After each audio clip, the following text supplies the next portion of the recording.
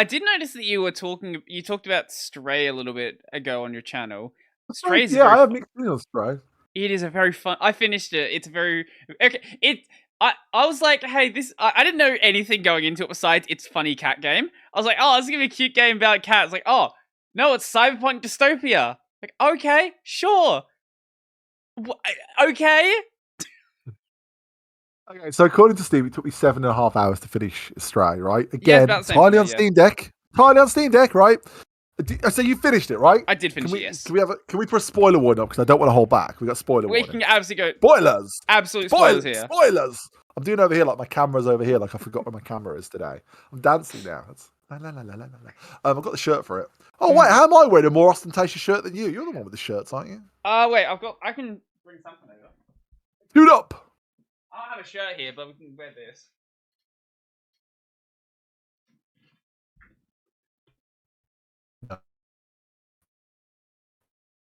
Take it off. Wait, but it does this. Keep it on.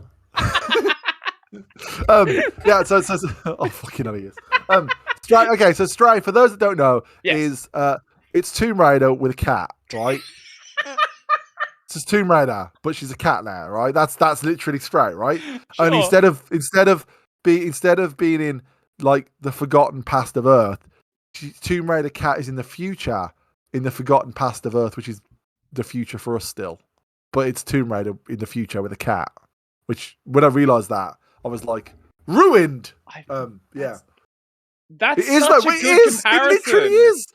But like Tomb Raider set now looking at our past, and this cat's in the distant future looking at its past. It's Tomb Raider with a cat. Yeah. Anyway, sorry. It is though. It literally is. I have a couple of problems with. I like the game. I enjoyed it. I'll probably never play it again. Right? Absolutely.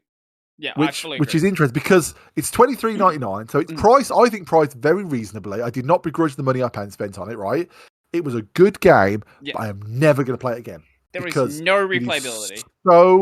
It's beautiful, and if you take, because I mean 7.5 hours, that was me taking my time exploring the environment. I looked at everything, but like there's no surprises, there's no depth to it. It's just everything you see is what you get. That's it. And once you know how to solve the puzzles, and I say the word puzzles loosely, there was not one puzzle that made me go more than oh, okay, I've got it now. Like the most complicated one was the one where there's like a thing in the middle of the room you need to get, and you got to roll barrels. Yeah. To get to it. That one I got confused because I didn't see the thing. You had to go and jump over. That's why I didn't see the photocopier in the cupboard, and I just opened the cupboard and got the photocopier on wheels out. Like that's basically what happened, right?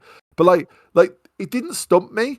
Even to the point where I think there's more complex puzzles in Tomb Raider, in like the recent Tomb Raider games. There was one that really got me early in the game.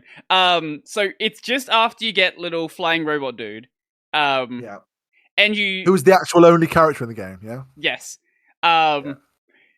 So you have to go and unlock a door, and there's like a code you have to find, and like a room you go back towards. You didn't see the code, did you? I saw the code. I thought it was said like 42 plus something, and then I went closer, and I realized the plus wasn't actually a plus. It took me like 10 minutes to realize it wasn't. It's like there's got to be some code somewhere. There's got to be another number somewhere in this room. Yeah. You know what? Honestly, I kind of know what you mean there, because that's kind of done in a way that like you like. I just moved a bucket and I could read the code. Your brain goes, no fucking way is it that easy, right? And that's when you go, what's the trick? And it does.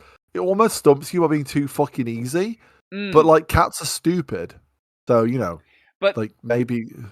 Then when I was like onto the game, like there's a bit later where the code is like the numbers on the clocks that are stopped, and I was onto the game at that point. I was like, there are 4 clocks. Every code has 4 numbers. It's the fucking clocks. Yeah, but if you I basically that puzzle was again like I was making a cup of tea, and the robot guy that's in the room when that happens just goes, "Where will we find the codes?" It's like, what?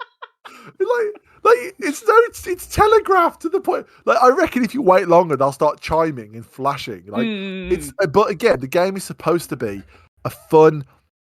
It's not supposed to be hard. It's supposed to be a fun adventure in a weird cyberpunk robot world, right? Yeah. which is fine. I'm great. That's fine, right? I have two criticisms, right?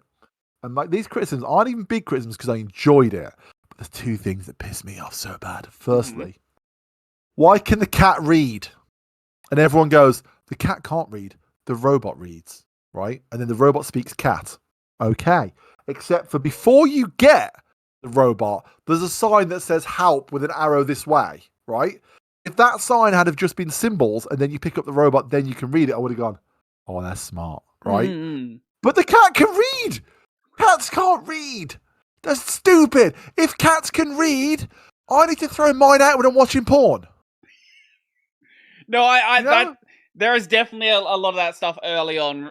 I thought it's like nice and like fancy. Like, hey, look, we're pointing in a direction with the environment, but that's a very good letters. Point.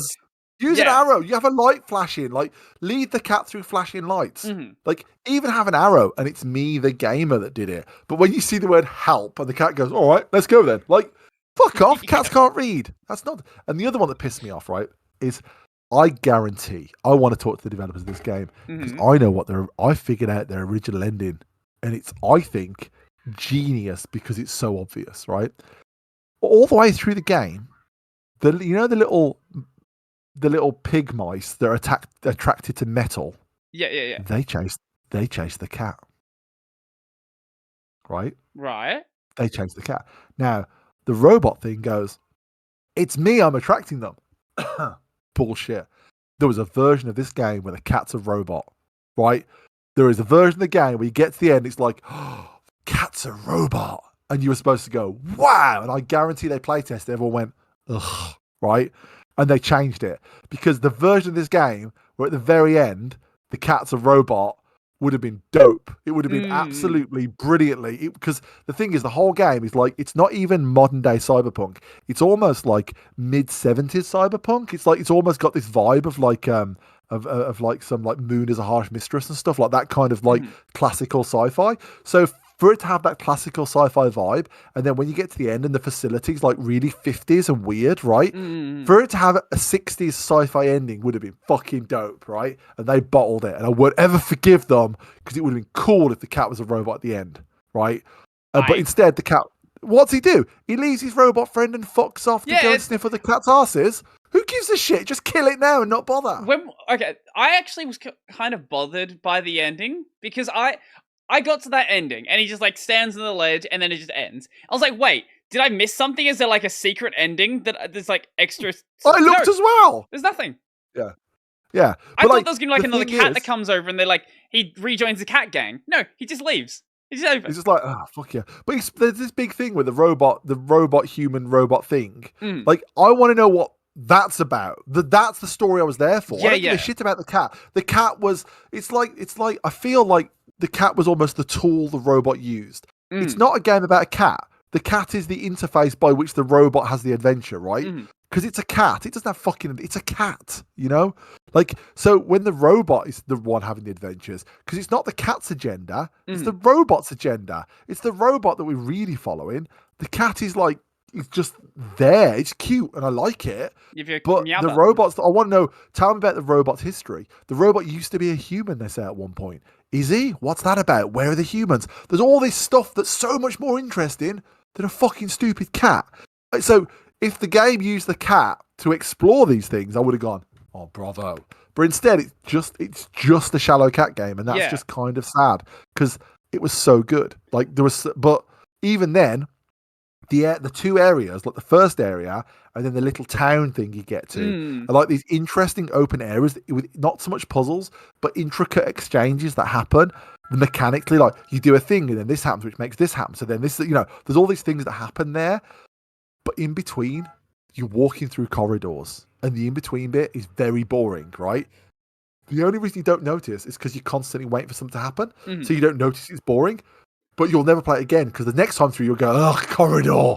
I actually did go back and play through some of the chapters because I missed some of the memories. And going back and doing that, I fully agree. Yes, it's just, can I get to the next bit? I know where the memory is. Can I just go get there? I don't care about this. Don't care about this. Running to the end. Yeah. Yeah, you're ready to. Yeah, you're not experiencing the game. The first time you kind of bask in it because you don't know what's happened. But once you know where it leads, you just barrel running through to get to the end, and that's not a game you want to replay. You want to replay a game you want to bask in. Like for all its faults, you're basking Cyberpunk 2077. You know, you're not basking in Cyberpunk cat game. Yeah. Well. Yeah, but there's a game that it does so little with what's happening, but I still have replayed it multiple times. Journey on, I guess, PS3 and PS4. Oh yeah, Journey's a good game. Yeah, Journey's good. It's on Steam as well, isn't it, Journey? It's on Steam? I didn't know it ever left PlayStation. But that's a game where nothing happens.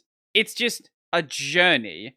And there's something that draws you back into it. I don't know what it is about that world. But there was one thing I wanted to say about Stray. Did you pick up on some of the really fucking on the nose references? Like which ones? Elliot, the programmer, which is a very obvious Mr. Robot reference. No, I did not. I can't. I'm not. I've seen the first season, Mr. Robot, and at the end I went, that was alright, yeah. He's Elliot the programmer, and he's a robot. It's the most obvious fucking reference in the world. He's literally Mr. Robot. Yeah, no, okay, that's cute. It's cute because I missed that, so that's cute.